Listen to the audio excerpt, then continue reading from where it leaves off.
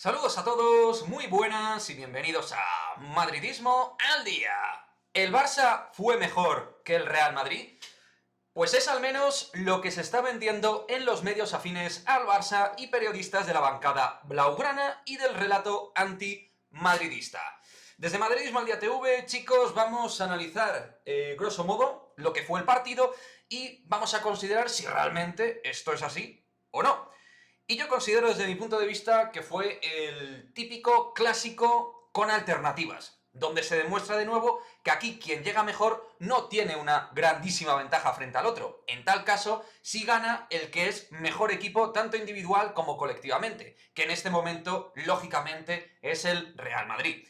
El Barça fue mejor en varios tramos de la segunda parte, o en bastantes incluso, lo puedo comprar, pero recogiendo el global del partido, incluyendo la prórroga, que oye, la prórroga también está dentro del partido, hubo momentos de igualdad y de superioridad clara madridista. También sobre todo cuando el Real Madrid de Ancelotti tenía que ir a morder y a buscar gol en el marcador, porque el Barça reaccionaba con tanto y el Real Madrid tenía que otra vez intentar ponerse con ventaja. Es cierto que al margen del plan de Ancelotti, el Madrid aculó defensivamente el equipo muy cerca de Courtois por momentos. Eso es cierto, pero tan cierto como que al final la diferencia de posesión, tanto que se habla de la manida posesión, fue de un 6%, 47% para el Real Madrid y 53% para el Barça, hablando de lo estrictamente estadístico.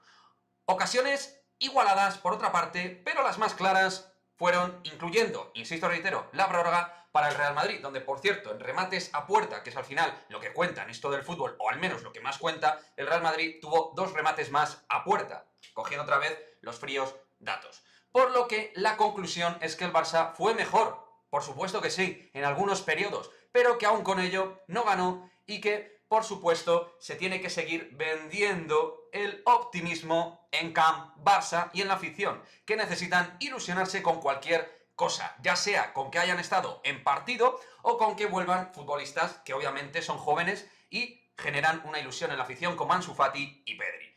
Pienso que Xavi ha mejorado teclas de juego. Yo así lo pienso, a nivel de lectura y de sintomatología del equipo. Y sin balón y con balón, además. O sea, con las dos facetas del juego. Pero que aún no le da para estar coqueteando y peleando realmente por los grandes títulos ni con los grandes de Europa. Ni mucho menos. Y que además tiene vulnerabilidad en su presión y en la espalda, sobre todo, de la defensa. Que fue lo que Ancelotti justificó luego en la rueda de prensa, que el Real Madrid tenía, digamos, ese apetito claro de contragolpear y buscar las contras, buscar la espalda de la defensa de Xavi Hernández. La calidad de un grupo, si tiene muchas vulnerabilidades, puede ser un problema en el futuro. Y por supuesto, es un equipo joven, el Barça, que va a madurar y va a seguir mejorando. Pero hablamos a título presente, a día de hoy. Y a día de hoy, la conclusión es que el Real Madrid es mejor equipo que el Barça y que a un partido del Barça, por supuesto, y el Madrid ha perdido